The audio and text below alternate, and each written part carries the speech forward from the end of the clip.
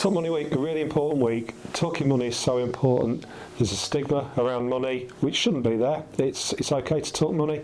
And this week is particularly getting people thinking about doing one thing around money this week, whether that be to withdraw any savings you put together for Christmas or thinking about saving for next year as well.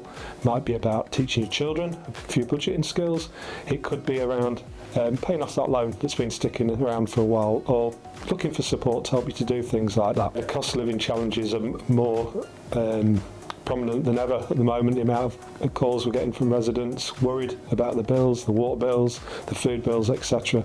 At the council, we've got a small cost of living support team and a welfare team. I'm more than happy to talk through any problems or concerns I have with you and see if we can help you with any support, or we can help you access support, debt advice. So please get in touch with us. There's a whole range of information on our council website. If you go to the homepage and look for cost of living support, there's a whole range of information there.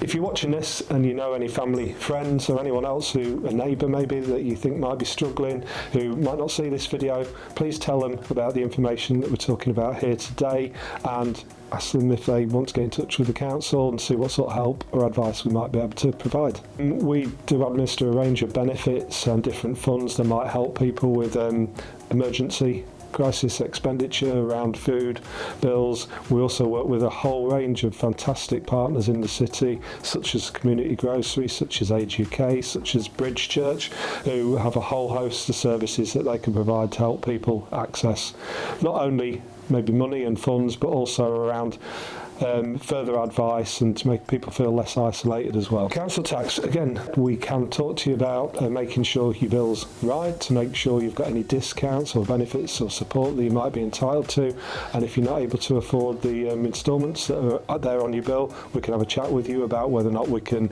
look at extending those instalments over a period or not. But the main message is get in touch, not in debt.